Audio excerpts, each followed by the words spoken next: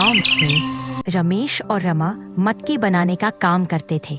दोनों अपने हुनर से बेहद मशहूर थे, लेकिन गरीबी ने उन्हें घेर रखा था। रमा ने अपनी कला से मटके बनाए। अरे वाह रमा, तुमने तो मिट्टी के बर्तन बहुत ही सुंदर बनाए हैं। मैं ये मटके अच्छी कीमत में बेच दूंगा। मटके ले लो, मटके, मिट्टी के सुंदर सुंदर मटके, मजबूत मटके, रंग बिरंगे मटके। मटके ले लो, मटके, मिट्टी के सुंदर सुंदर मटके, मजबूत मटके, रंग बिरंगे मटके। जो गांव में सबकी नजरों में छा गए। रमेश बाजार में मटके बेचने जाता और रमा के खूबसूरत मटके तुरंत बिक जाते। हाँ, इन्हीं वाक्यों से रमेश और रमा अपनी जिंदगी की गाली खींचते थे और धीरे धीरे ये पहचान गांव के बाहर भी होने लगी। फिर एक दिन गांव के बाहर रहने वाली एक जादूगरनी, जिसका नाम था तंत्रा, गांव में घूमने के लिए आई। तंत्रा चुड़ैल बहुत खतरनाक और भयानक थी। उसके आते ही गांव में डर फैल गया।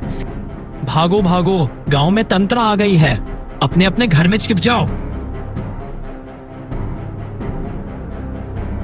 लेकिन तंत्रा को देखकर गांव के लोग इधर उधर भागने लगे। अभी तंत्रा की नजर सुंदर सुंदर बने मटकों पर पड़ती है।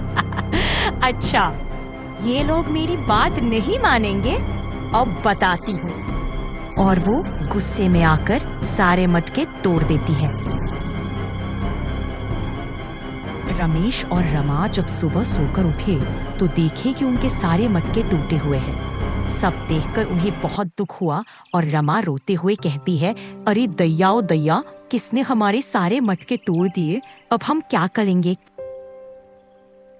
फिर वो दोनों मेहनत करके नए मटके बनाते हैं और इस बार उनके मटकों की सुंदरता पूरे गांव में मशहूर हो जाती है। लेकिन दूसरे दिन चुड़ैल आकर फिर से उनके मटके फोड़ देती है और रमेश और रमा को नई चुनौती मिलती है। फिर रमेश और रमा को बहुत गुस्सा आता है और वो ठान लेते हैं कि अब चुड़ैल को हमारे मटके कौन फोड़ देता है।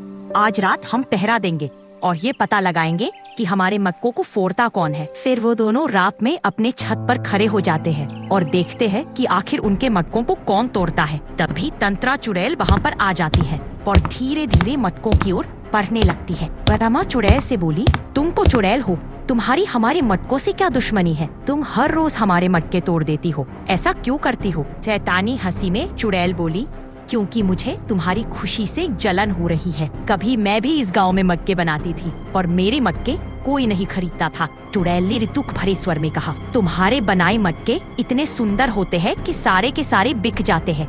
ये देखकर मुझे बिल्कुल अच्छा नहीं लगता। उसने स्वीकार किया, जब मैं मटके बेचती थी तो गांव में कोई भी मेरे मटके नहीं खरीदता था। इसके कारण मैंने तंग आकर ये गांव छोड़ दिया था। चुड़ैल ने अपनी कहानी सुनाई।